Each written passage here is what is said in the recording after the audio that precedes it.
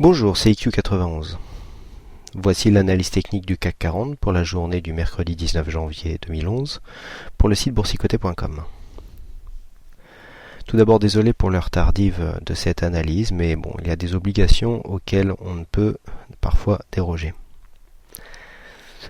Aujourd'hui donc retournement de tendance puisque nous avons malgré une ouverture en hausse à 4019,79, un point haut à 4022,58 qui marque un nouveau plus haut sur la tendance. Nous avons chuté en cours de séance pour aller marquer un plus bas à 3973,24 pour finalement revenir en clôture à 3976,71. Nous perdons 0,9% sur cette séance, presque 36 points perdus par rapport au cours de clôture d'hier.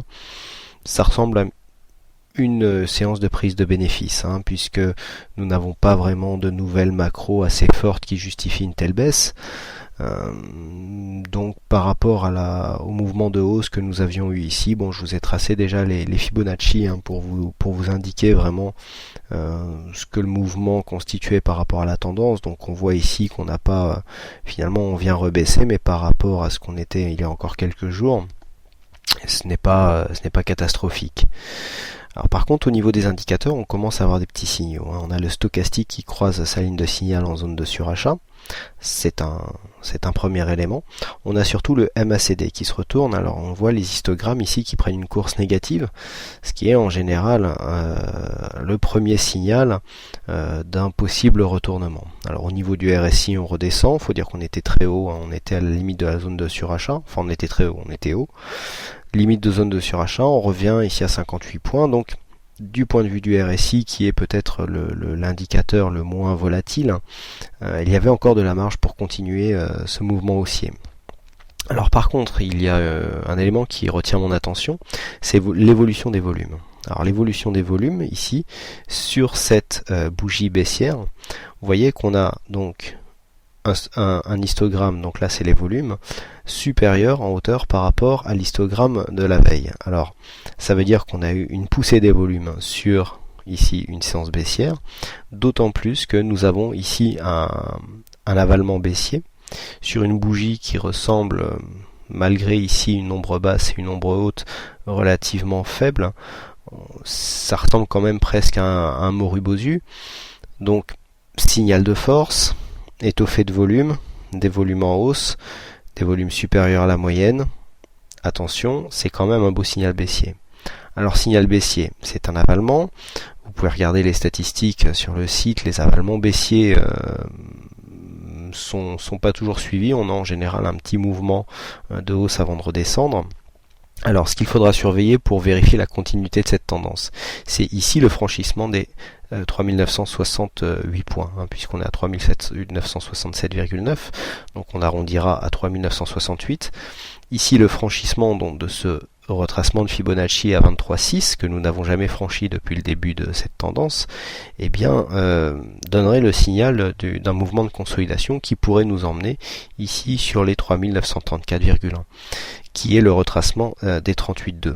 Alors bon, pour l'instant on n'en est pas là, même du point de vue des futurs, on se maintient à peu près sur cette zone.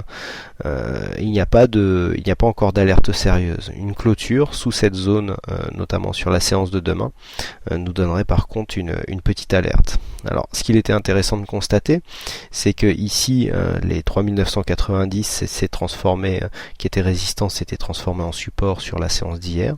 Cette zone a résisté un petit peu dans la journée, puis finalement elle a cassé sous la pression vendeuse de certains intervenants. Alors quand on regarde un petit peu les titres qui ont le plus souffert de cette baisse, ce sont beaucoup de titres qui avaient beaucoup monté ces derniers temps, ce qui me fait dire que nous sommes ici en présence d'un mouvement vraiment de prise de bénéfices. Les investisseurs sont venus, ont pris comme excuse des chiffres macro moyens et des résultats de micro aussi, on va dire partagés selon les résultats, pour venir prendre des bénéfices sur des valeurs qui avaient pas monté. Bon, c'est un mouvement tout à fait normal. Alors si on tient compte ici des résistances qui pourraient se transformer en support, bon si on a en très court terme, on voit ici que cette résistance devenue support a cédé. Alors la prochaine résistance graphique cette fois-ci, elle se situe ici à 3945. Alors on pourra avoir ici un retour en cas de cassure, donc un retour sur cette zone, et puis pourquoi pas tester un plus bas. Alors vous voyez, c'est pas parce que on a un support ici qui ne sera pas forcément attaqué, on peut très bien venir ici chercher la zone des 38,2 avant de remonter en clôture. Donc il y a les plus bas, mais il y a aussi les niveaux de clôture qui sont assez intéressants à observer sur ce genre de signal. Pour l'instant, au niveau de la tendance, on attendra pour valider une consolidation, donc le franchissement des 3968 points. Et bien entendu, si il s'avérait que le mouvement haussier reprenait et qu'on cassait les 4022, le scénario baissier serait totalement invalidé. Alors, nous avons un signal aujourd'hui. Je pressentais un petit peu une hausse limitée. C'est bien pour ça que je ne vous ai pas donné de signaux de cassure aujourd'hui. La situation technique, à mon sens, ne laissait pas assez de dynamisme pour qu'un mouvement haussier se continue sur une cassure. Donc j'avais plutôt joué un retour ici sur les 3990 avec un possible rebond, donc pour aller chercher un objectif à 4040. Alors pour l'instant, ça se passe, on va dire qu'on est plutôt dans le mauvais sens, puisqu'à 3990, il n'y a pas eu encore de rebond, mais le stop n'est pas touché. Donc pour l'instant, il n'y a pas de mal. Alors les signaux de retour sur support que certains connaissent bien sur le site et notamment sur le chat, j'achète sur repli, sont des techniques qui sont souvent utilisées par beaucoup de traders, mais qui sont aussi un peu plus risquées que le signal de cassure, puisque autant un signal de cassure, quand vous cassez, en fait vous trouvez tout de suite dans le bon sens du signal, alors que là par contre un achat sur repli, si la baisse continue, vous êtes dans le mauvais sens, et donc ça vous donne un facteur risque des fois qui vous pousse à augmenter les stops. Mais bon, si on augmente les stops, dans ce cas-là, il faudra aussi augmenter son espérance de gain. Voilà ce que l'on peut dire. Donc pour l'instant, signal déclenché, pas stoppé, mais pas de stop financier non plus. On attendra demain pour en savoir plus. Alors au niveau du Forex, nous avons bien eu la cassure ici de la zone que je vous indiquais hier, sauf que cette cassure est encore une fois intervenue en deux temps.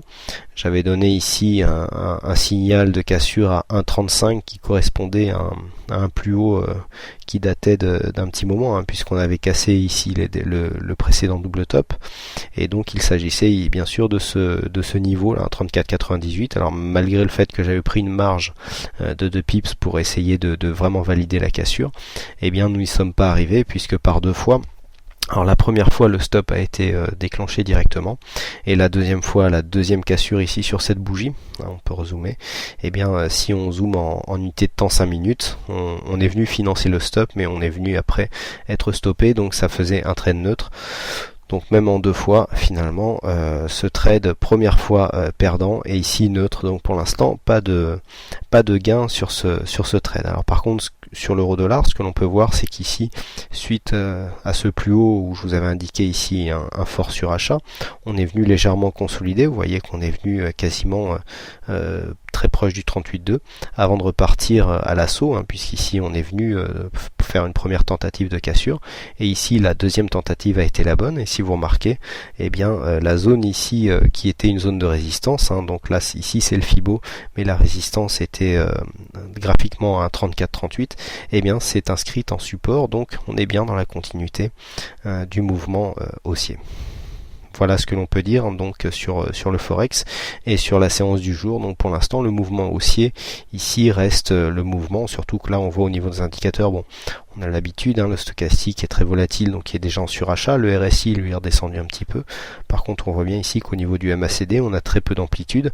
Alors très peu d'amplitude, ça veut dire aussi qu'on n'a pas un gros dynamisme, mais ça veut dire que l'on pourrait monter plus haut, et donc vous voyez le RSI ici il est resté un bon moment sur achat avant de redescendre, et puis idem pour le stochastique.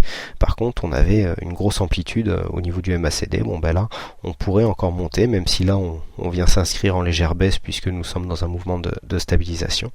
On pourrait très bien continuer à monter, les indicateurs ne sont pas tant surachetés que ça. Voilà ce que l'on peut dire donc sur cette séance. Encore une fois, désolé pour l'heure tardive à laquelle je vous la propose. Et puis sinon, il ne me reste plus qu'à vous souhaiter une bonne soirée, bonne chance dans votre aide, et je vous donne rendez-vous dès demain pour une prochaine analyse. Bonsoir.